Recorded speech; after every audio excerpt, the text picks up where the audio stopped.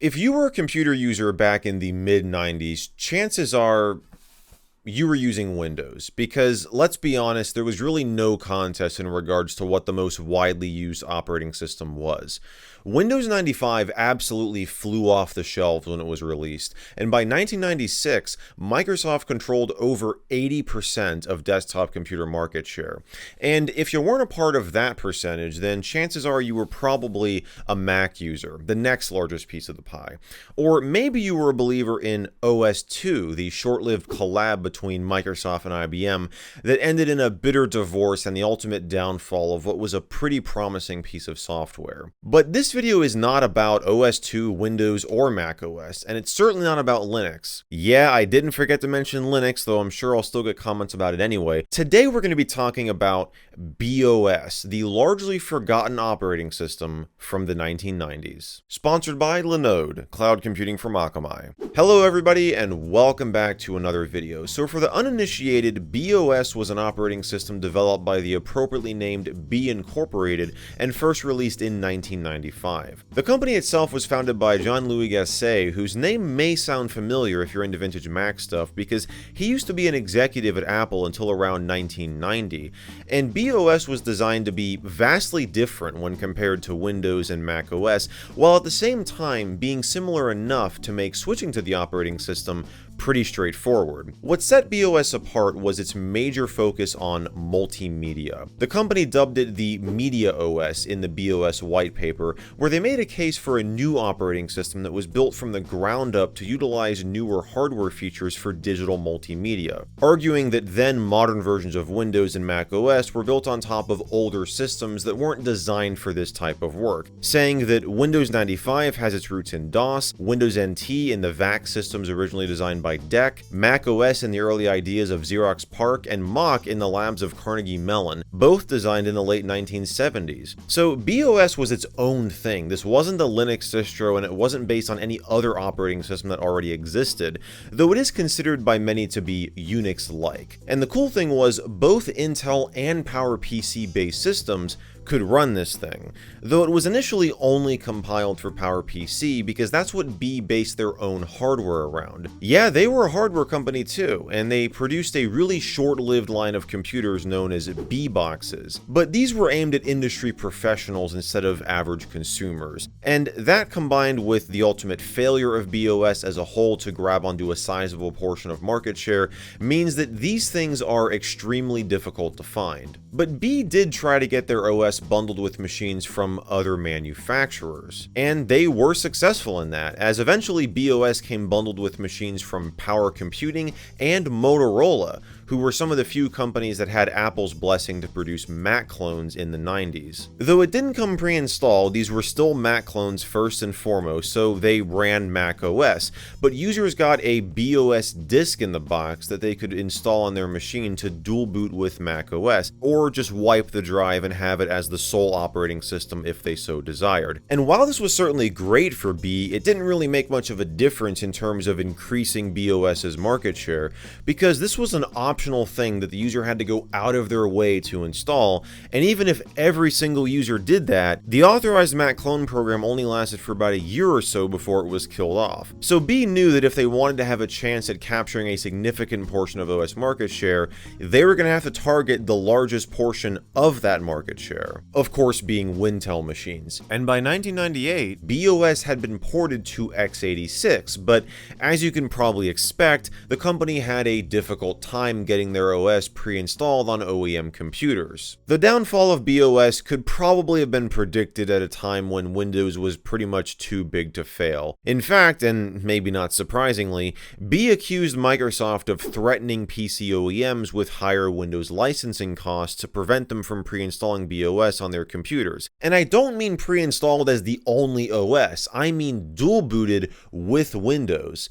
And this is where Be was incredibly smart. They knew knew that due to Windows' extremely high market share, no OEM in their right mind was going to replace it with another OS on their computers, even if they weren't going to get a friendly visit from Microsoft after doing so. Instead, B took the approach of coexisting with Windows. OEMs could get a BeOS license and pre-install it on their computers alongside Windows. This way, the massive selection of software and games written for Windows could still run on these computers out of the box. And at the same time, users could easily experience BeOS's multimedia capabilities and perhaps even decide to use it as their primary OS of choice. And to entice OEMs to do this, B did not charge them anything to get a BeOS license to pre-install on their computers. It was an excellent strategy to increase B's market share, and I think if it actually had worked, it would have certainly made up for the lost royalties that B missed out on.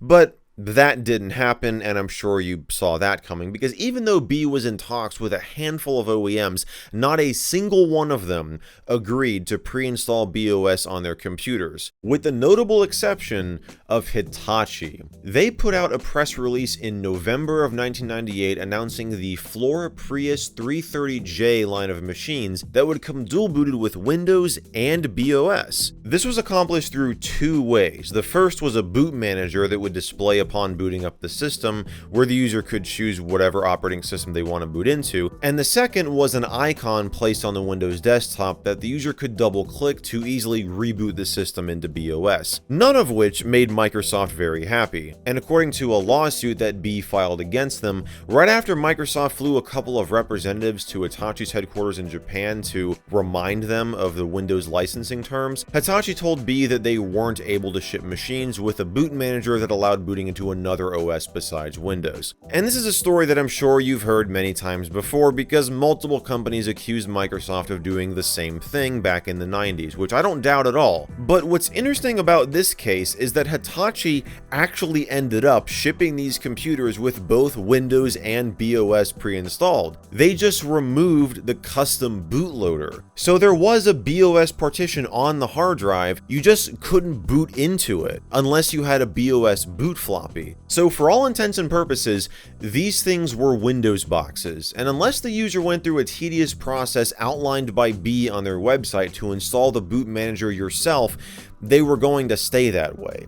All of this means that B was technically able to get their OS pre-installed on a single line of Japan-exclusive computers, despite Microsoft's best efforts to prevent it, which I think is worthy of some praise. As for that lawsuit I mentioned, Microsoft actually settled out of court with B and agreed to pay them just over $23 million, though they admitted to no wrongdoing. Big surprise, right? But the thing was, by the time B saw any of that money, they were already out of business. Though they did pivot to the internet appliance world for a little while with their BIA operating system, or BIA, however you want to pronounce it. And in an interesting turn of events, they were almost purchased by Apple in the late 90s. But unfortunately for B, Apple ended up buying Next instead, and we all know where the story goes from there. But anyways, that's the history for you. Let's go and switch over to my Windows 98 PC and get this thing installed. Alright, so here we are on the lovely 98 PC, because of course.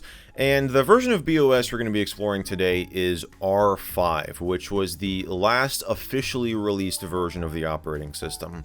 And I say officially released because there was a leak of a future version of BeOS that happened in around 2001, which was around the time that B was acquired by Palm for around $11 million, which was far less than the $100 million plus that they were offered by Apple. But you know, hindsight is 20/20, as they say. And yeah, I figured we'd take a look at this because this is kind of like BeOS's last hurrah, if you don't count Haiku, which is the open source modern implementation of the operating system that we will probably take a look at in a future video. And what's interesting about R5 is, well, there's a couple of things interesting about it. This was split up into two separate releases. You had personal and professional. The professional version was kind of like the main version of BeOS that you had to pay for a license, and distribution was actually handled installed by independent companies that B had partnered with. So for here in North America, that was Gobe Software, and they got to put their logo on the box and everything. So yeah, good for them. But the far more popular version of BeOS was the Personal Edition, because this was completely free to download. And I suspect this was done to kind of try and increase B's market share, similar to what they try to do with OEMs. So just like they gave OEMs free licenses for BeOS, as a consumer, you could get a free license to the Personal Edition of BeOS R5. And when you would download it from B's website, or one of the mirrors that was hosting it, it wouldn't come in an ISO file or another disk image that you would burn to a CD. No, no, no, no, no. This was a 45 megabyte exe file that you would run from your existing Windows installation. And this was done to, kind of going back to what I said earlier about the OEMs, how they tried to, have BeOS run alongside Windows and get it pre-installed that way. This was done so that you could easily install BeOS and not affect your existing Windows installation. In fact, this does not mess with your partition table at all. This creates a virtual hard drive that it just stores on your C drive, which means that it's easily installable and easily uninstallable if you decide you want that disk space back. So we're going to go ahead and run this here. And this whole thing really reminds me of Win Linux. That's an operating system we took a look at last year, actually. And it's kind of the same thing going on. It installs from within Windows, and it creates a shortcut in your start menu where you could load into Linux, and it would, exit Windows, load into Linux, and you could try it out. And you could easily uninstall it if you decide you don't want to use it. But anyways, here's the install wizard. We're going to go through it. We're going to hit yes. And it does mention right here, this is very important, about a boot floppy. If you're running 95 or 98, it's recommended that you make a boot floppy, which I actually went ahead and did, because for whatever reason I cannot boot into BeOS by starting it from within Windows. It doesn't load the operating system entirely, so I have to use a boot floppy here. But you could theoretically anyways just start BeOS from within Windows. It would exit Windows, run some DOS commands, and then boot into BeOS.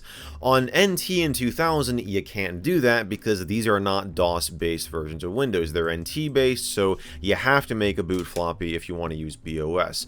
And it tells you to restart Windows before using it for the first time. So we're going to say next, and here's where you get to choose your destination drive, which is important if you don't want this to be on your primary drive. If you want to kind of set aside a separate hard drive, like for example, you see I only have over 2,000 megabytes of available space, so this 501 megabyte installation is going to take up a lot of that, and most of this, pretty much all of this, is the virtual hard disk file that's 500 megabytes in size. So if you had a really small hard drive, or a hard drive that just had a bunch of programs and data on it, you might not be able to install this at all. But we're going to say next, so that's fine for me here. And it tells you can name it whatever program group you want, and we're going to say yes, install, and there we go. Simple as that. So it asks you if you want to register, which we're not going to do. It's not like we can anyway. And sure, we'll view the README file. So the README file gives you a brief introduction here. It tells you about BeOS and how it differs from Windows, and it also mentions the limitations of the Personal Edition, because there were some limitations, but honestly not really anything significant. The major thing it touches on twice here, there's part 1 and part 2, is the disk space, where it just says like, hey, this is a 500 megabyte file. If you install this on your Windows drive, or you've got a bunch of programs, going to be really limited in space on that drive. The other thing is BeOS itself. When you boot into that, it's pretty limited what you can actually install on there. And it also cannot create a swap file. In fact, it just refuses to do so at all because the hard drive is too small. So if you didn't have an adequate amount of RAM to run the operating system, you're going to have a pretty poor experience. I've got half a gig of RAM in here, which is far overkill for this, so I mean that's totally fine. It also talks about the fact that this isn't a regular Windows program. This will shut down Windows and boot into an entirely different operating system. Oh, and look at that. Unlike most window applications, that's a bit of a typo there. We should go ahead and correct that.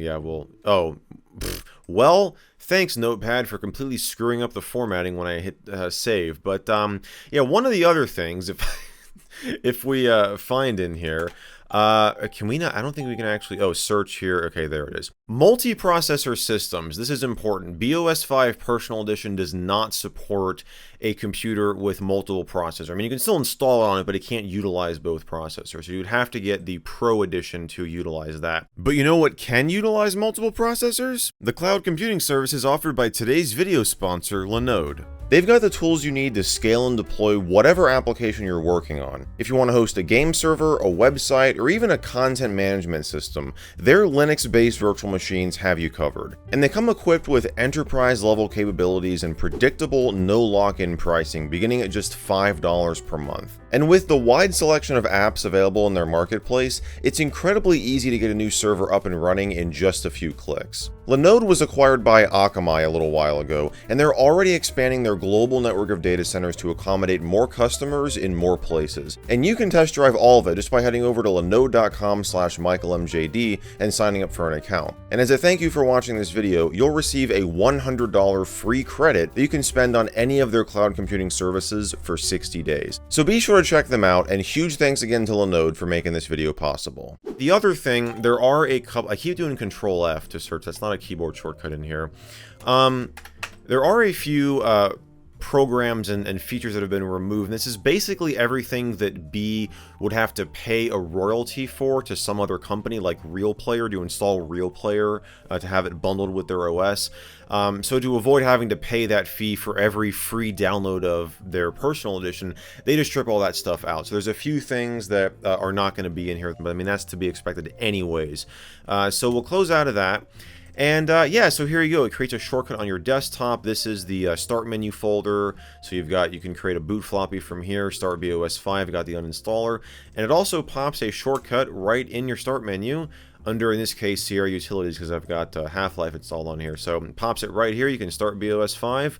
And again, it does not work in this case for me. I'm going to pop this diskette in the drive, and we'll go ahead and restart.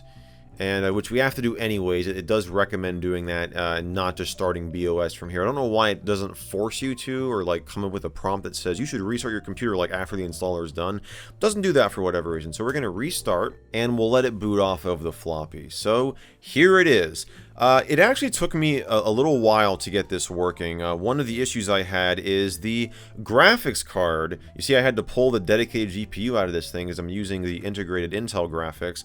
Yeah, it turns out there's no driver for this card that I have, and that's to be expected because this card was manufactured in like 03, 04, which B was, you know, long gone by then.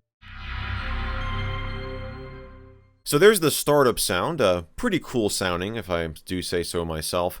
And you can see that the monitor here cannot actually display the resolution, and that's because, well, BeOS, well, as I mentioned before, I've got this video signal split between this monitor and my capture device. And BeOS has set it to a refresh rate that this monitor cannot display. So if we swap over to my capture feed here, you can see that, you know, everything shows up fine. And here's that virtual memory pop-up that I mentioned. Now, I do love the don't nag button. Instead of like don't ask again, it just says don't nag. So we're going to say that. And we'll just quickly go into our settings, which we have to do by going here. Preferences, we're going to go to display, which is, or it's not display, it's screen. And we're going to change this to 60 Hertz and apply, and that should bring the video signal back up here. So there we go, we're going to keep those settings. So this is what you get the first time you load into it. It brings up actually the web browser to load a local HTML document. And this is just a little thank you and a readme. It tells you to configure some stuff here. Network settings, screen settings, which we just did. Networking, it actually does recognize this card in here. And when you click on this, by the way, it doesn't like open up the program. It brings you to a user's guide here. We can click on networking to go back to the table of contents, and you know, it tells you can read through all this. And you got Bmail, Poorman, which is actually the web server basically that you can host on here. Great name, by the way. Net Positive is the name of the web browser, so we can get some info about this if we want to go in here. So yeah, very, you know, very good guide you would definitely want to read through if you were pretty serious about using BeOS. But we're just going to kind of explore the thing. The one thing I do want to mention that I found really interesting, so time preferences. Let's go into settings here again. We'll go to preferences. We can actually just click on preferences to open up, kind of like how you can in Mac OS, how you can view all the preferences from the Apple menu, or you can just click on the preferences or the settings, folder sort of to open them up in their own window. So you can do that here as well. And if we go to time, BeOS has a bit of a Y2K, or in this case a Y2K10 bug going on, because we cannot set the date to anything past 2010. So if I hit this up arrow here, it goes to 1965. So if I try like 2011, 2023, it just 2010, that's the maximum year. Yeah, but it does recognize, if we go to network, it will recognize our adapter here, and I think it is set up, or it says not configured, so let's go to settings. And we're going to obtain settings automatically with DHCP, make sure it's enabled. We're going to say done, and we'll restart networking. So we'll close out of that, and now when we open up our web browser here, which is again net positive, love that icon by the way. And yeah, we could go to, theoldnet.com, because that's pretty much a requirement when we do this sort of thing, and it displays totally fine. So yeah, there it is. Of course, with this browser being super old, it's not going to be able to display, like, even google.com does not display properly whatsoever. So yeah, you're not going to be able to really do any, I mean, you could browse, through the old net, totally fine, but any modern websites, you're not really going to be able to browse through them at all. But I mean, what would you expect? This operating system's from the mid to late 90s. But talking about the interface here, you can kind of see, as I've been opening stuff up, this looks radically different from anything you've probably seen in Windows, Mac OS, or even Linux, the way that the title bars work, because there's not really a title bar at all. You have more of a title tab. So, I've got this preferences window here. Here's the applications. I can open up the home folder. I can open up the personal edition, which is kind of like the hard drive, the root folder of sorts, where you've got apps, demos, BeOS, develop, home preferences, some of the stuff we already have open. And the way this is designed to work is to where you can basically layer windows on top of each other. So I could layer the applications window right on top of personal edition. And then what I could do is hold down the shift key, and I can drag this tab to wherever I want on the window. So I could drag it like right here next to Personal Edition, and now I could easily swap between these windows. But these are still separate windows. One of the things where I feel BeOS kind of dropped the ball with is it would have been cool if they had, made it to where you could have tabs. Like I could drag this window into this here and have it be two separate tabs in the same window, to where when I move this around, everything moves around that's in this window. And it turns out that Haiku, which is again the modern implementation of BeOS, actually does this. So you can drag like a window here into this, and it would just add that as a tab to this existing window. Whatever the application is, whether it's the web browser, the file browser, anything, you can all just make it into a single window, which is super cool. And yeah, funnily enough, this video actually started out as a Haiku video. And then I was like, you know what, I should probably do a BeOS video first before I do Haiku. But yeah, that's the way that this works. So we can just, hold shift and drag this back to the far left. You can drag it to the far right if you want. And there's also no minimize button on this title tab here. So you've got a close button over here, and this right here will resize the window to like the size, so basically where it will display everything in one go. So like if this window was resized like this, I could easily just click this to resize it to where I can see everything. You can minimize stuff by just double clicking on the tab, and that actually minimizes it to what's known as the desk bar, which is basically BeOS's taskbar sort of thing going on over here. So this is its default position.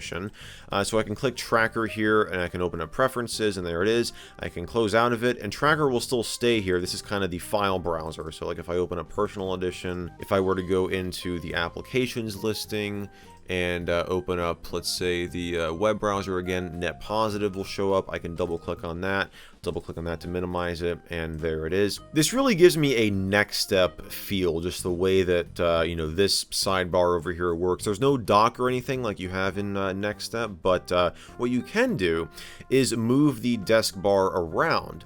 So if you were used to Windows and the way that the start menu and taskbar functioned, well, you could just drag this down here to the bottom, and now you've got kind of like a start menu, because you click the BeOS menu, you can get to your applications, your preferences, and all of that. If you're a Mac OS user and used to the menu bar, you can just drag it to the top. And now you've got kind of an Apple menu over here. And again, you do have your applications that display here. So I'm going to actually leave this down here because I'm definitely used to Windows. I'm used to always going down to the bottom left to, you know, get my list of programs.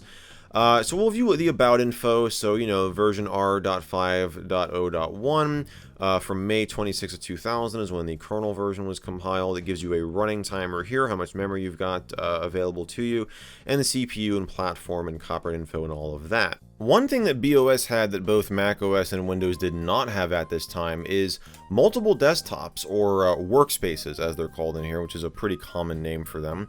So if we go into preferences here and we open up workspaces, it brings up a little window where we can easily swap between workspaces. What's also kind of neat is each workspace can have a different resolution and refresh rate. So if you see now, this monitor is saying that the video signal is out of range again. Let's say that I want to set this workspace to 1024 by 768 at 60 Hertz. So we'll apply that, and now it will display on this monitor. Of course, we'll say keep, and now if I go to workspaces and I swap back to my first one, it will resize back to the 640 by 480 resolution that we were running under that workspace. So that is pretty neat. So if you had like an application that needed to run at a specific resolution or a specific refresh rate, you could easily just have a separate workspace dedicated for just running that application, and you can run everything else under another workspace. So yeah, there's a little run through of the way that the interface is designed. Let's go ahead and take a look at some of the programs. We've already explored some of them, but with BeOS being a really media-centric OS, you're going to find there's a ton of, well, media-centric programs in here. We're going to start with 3D Mix, and this is something I can't really demo because I don't have any like interface that can hook up to this, but this is a mixing utility that actually displays each track as, if we go to show hide mixer here, it displays each track in like a 3D graph that we got going on here, which is super cool. So like if I add a new track, there it is. I can move it around, I can rename it, though I think we have to do that from the you know, actual track listing here. So I can rename this like, you know, track 1, and there we go.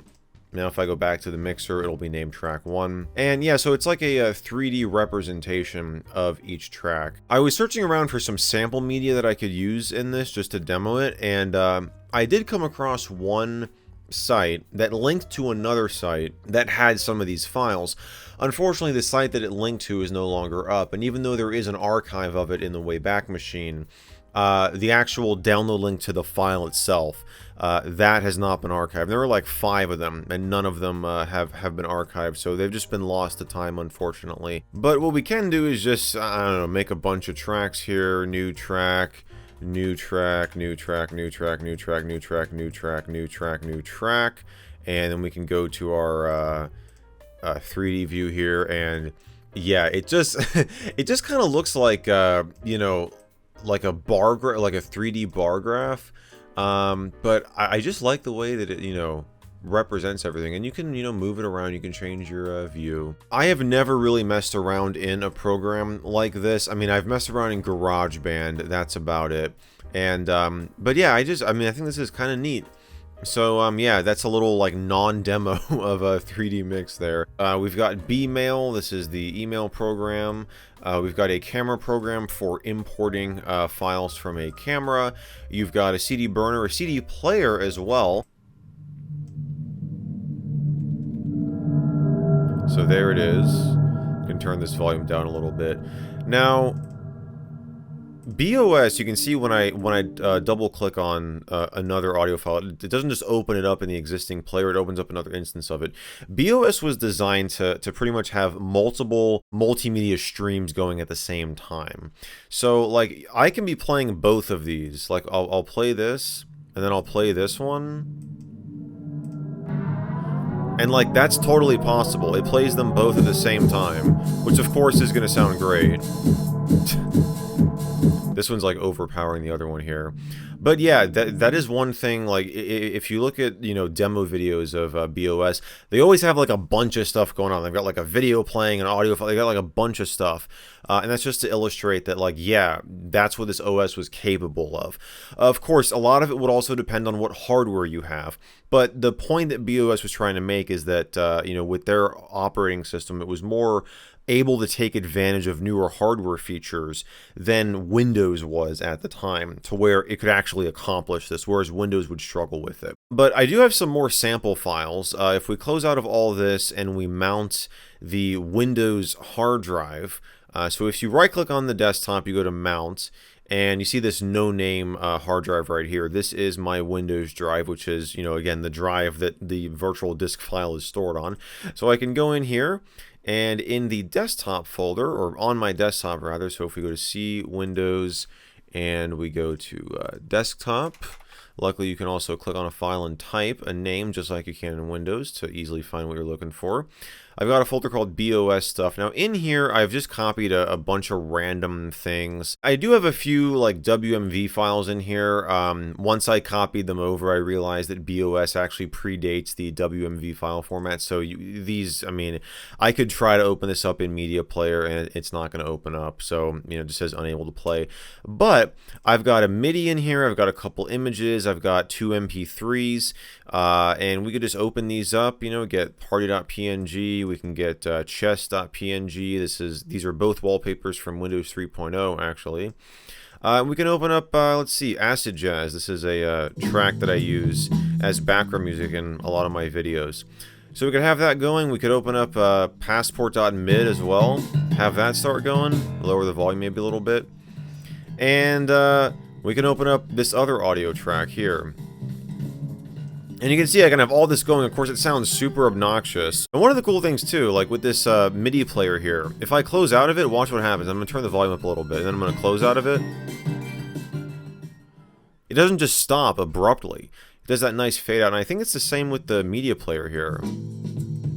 No, it's not the same with the media player. Okay. But yeah, let's go back into our applications here and take a look at some other stuff. A couple other things that I want to highlight. We already took a look at the MIDI player. Poor Man, this is an interestingly named web server program, basically. So I can select, or I can just hit default to create a public HTML in my home folder. I can do that. And now I should be able to, so it's starting up. If I were to hop over to my Capture PC and type that IP in my web browser, I can go to it. It's on the web server. It just says that it can't be found because I don't think there's an index.html file in the public HTML folder. So if I go back to here and we go into home and public HTML, okay, yeah, there's nothing in here. So we're going to make a new, actually, can we not make a new file right from here? Yeah, we can't like make a new text document or anything. So we're going to open up, let's go to applications here. We should have a text editor in here of some kind. Styled edit maybe? Yeah, that'll work. So let's just make a really basic HTML page here. Boom, look at that. So yeah, that's pretty nice. You had the ability to host a web server with Poor Man here. Web definitely relates to multimedia, and this was kind of the rise of the web. You know, this was the mid to late 90s. So that was definitely very useful if you wanted to set up a really quick and dirty web server, you know, right from your computer. BeOS had that functionality built in. So let's go back here to applications. One thing I do want to demo is Pulse, which is another kind of widget of sorts. This is a CPU usage graph. And it actually shows that I have an Intel Pentium 3 at 600 megahertz. That is my processor speed. I've mentioned this before, but this is a 733 megahertz Pentium 3, but because of the motherboard that I'm running, it downclocks it to 600 megahertz. And the motherboard I do not want to change because it is the only original part of this 98 PC. Well, that and the power supply, so I'm trying to keep those original. At least for now. Maybe I'll update it at some point. But yeah, so you kind of have these applications that are sort of widgets that can just kind of stick on your desktop. You can't really resize this, unfortunately, but I could have this here. I could open up workspaces as well. This is another good one to have. I could have that maybe up here. Yeah, so you'll see whenever I launch a program here, like I launch Net Positive here, watch the graph. It'll spike up, and then it'll kind of hover around you know, 1 to 4 notches or bars there, whatever you want to say. And yeah, oh, you know, I guess I could have just gone to the to the web server, just, you know, right from here, just, you know, access the files locally, but whatever. So yeah, net positive, web browser, MIDI player, media player we took a look at. Magnify is a magnification program. So you can easily just, you know, it makes your mouse into a magnifying glass. You should be able to change the size of this. Oh, you can decrease the window size. Okay, so that's nice. So it's Alt minus and Alt comma. So if we do Alt comma, this should decrease, yeah, like the actual pixel size. So that's controlled with Alt comma and period. And then the window size is Alt plus and minus. So if you want this to be kind of small and you want it to be, you know, maybe you don't need it like that much of a magnification, but you want it maybe like that, and you have it here. And then you can easily get a, you know, a nice little magnified, maybe we got to up that a little bit, and get a good magnified look at whatever your cursor is looking at. So yeah, another sort of widget type program. Now the installer, this here is how you can actually install BeOS Personal on a dedicated partition on your drive. So if you really liked BeOS and you wanted to use it as your primary system, or if you wanted to dual boot it with Windows but you wanted a larger partition, more than 500 megabytes, you could choose whatever partition you want to install it to here. Of course, it doesn't show anything else because we have to go into the partitioning setup here. Now I can't format it because it is currently mounted, so if I go up here to unmount, no name, now I should be able to, yeah, I could format it if I want to, which I don't want to do because I would rather keep my Windows 98 installed. And you can see now it shows up here. So yeah, if you wanted to install BeOS as your primary operating system on the computer, there was no stopping you from doing that. One of the cool things too is BeOS came with a sort of an app store called Software Valet. And this would allow you to browse. Of course, none of this is up anymore, but you could browse for software. So you could go to the shop here. It just opens up in net positive. I almost forgot the name of the browser again. And then you could manage the software you already have installed, get updates if anything's available. You could go to download. This is your download manager, if you can see what you're currently downloading. You can install if you have like a local copy. Like something on a floppy disk or a CD, you could open the installer through here, and you just, you know, open the package file, whatever it might be, and configure. You can choose where you want downloads to be, if you want to use a proxy server, registration, all that good stuff. So yeah, that's definitely a neat addition as well, something that Windows certainly did not have. You also have a TV program if you had a TV tuner built in, which we do not in this case, so it says it can't find a video input. But yeah, you could use a TV tuner. We already took a look at the text editor there. Expander, this is just a, it's called Expandomatic. You can decompress archives, basically. BeOS also offered a good amount of customizability if we go into preferences here. So you can, first of all, change the background, which, I mean, you would definitely expect that, right, from really any operating system. You can also change the fonts around if you want, you know, let's see here. This font, oh, that looks lovely. And there's no like apply button, if you've noticed that. Everything just kind of takes effect instantly. Now I assume that's the default font for like if we open up this and start typing. Yeah, and you can see that the, oh yeah, the tab and stuff changes there. You do have a few screensavers in here. You can enable them. You can choose when you want it to run. And we do have a couple modules. I really love this buy now one. Check this out. It just is, it's just a flashing buy now. So they really wanted you to buy this. But you do have some cool ones. I mean, you have this one that turns the screen black. I mean, super basic, not that exciting. But you've got like super string here, which, you know, definitely gives me a Windows XP vibe. I feel like I've seen like, you know, this whole line bar graph, not bar graph, just the series of lines moving around. I've definitely seen something like this in Windows XP. You've got lens, which is one that just kind of goes over your desktop. So yeah, there you go. Icons, just random like BeOS icons that just appear.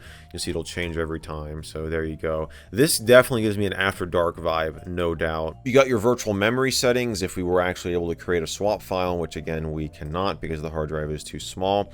And there's also, if you've noticed in here under demos, we do have a couple of demo applications. One of them is Minesweeper, which just looks like Windows Minesweeper. So, you know, I'm just going to click around like randomly here. Oh my gosh. I'm literally just clicking around. Okay, there we go. I was just clicking around randomly with no rhyme or reason to that. I should not have gotten that many things cleared. But yeah, you got Minesweeper. I think if you go to About here, it just says by Robert Pollock, like, big deal. I love this. It says like, yeah, big deal, guy. You made Minesweeper. Who the heck cares? You've got a font demo, which is basically, it's like a real-time, like, you can type stuff in, change the font, you know, move it all around. Oh, look at that. You can change the spacing, the kerning. Oh, yeah, we want that outline. Oh, yeah, check that out, dude. That's incredible. So, yeah, and you can cycle fonts, too, where it's... Oh, that's awesome. So, yeah, you can have this just going in the background. Maybe can we actually type out? Yeah, we can. Look at that, as it's still changing fonts. We can have that running. Why don't we open up GLT-Pot? So we can have this going. You can see we got a frame counter here.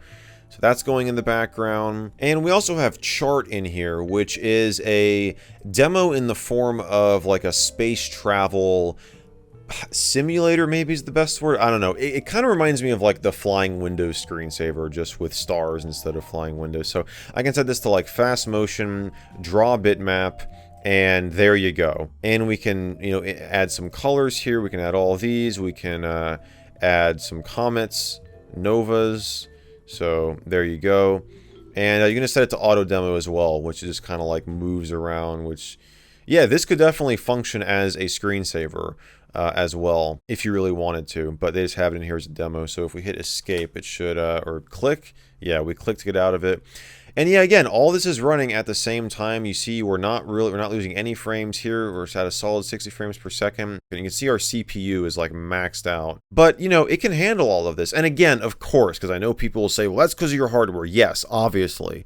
But you know, this is something that BeOS was designed to do. It was designed to be able to handle multiple video and audio streams and just have all this stuff running at the same time with, you know, pretty decent performance. Especially if you're running this on like B-Box hardware or a machine with dual processors, like you'd be able to do pretty well. You'd be able to handle a lot. This operating system was definitely ahead of its time, and it honestly sucks that it had the fate that it did. But the good news is, thanks to the Haiku project, the spirit of BeOS lives on in the modern day. And honestly, if you want to try out BeOS, just get Haiku. It's much easier to work with. It can be installed on modern hardware, so you're going to have a much easier time getting that up and running. So, yeah, and as I mentioned earlier, this video was originally going to be a video on Haiku, and then like halfway through writing the intro script, I was like, you know, it would make sense for me to actually talk about BeOS, because I was already going into a bunch of like history about it. So, yeah, I definitely still want to do a video on Haiku, and if you guys want to see that, be sure to let me know. But yeah, that's going to do it for me. I hope you guys enjoyed this video. If you did, be sure to give it a thumbs up, get subscribed, all that good stuff. And if you really enjoyed this video, and if you want to get early access to my future episodes, I do have a Patreon down below that you can check out. But either way, I just want to thank you all so much for watching, and I will see you in the next video.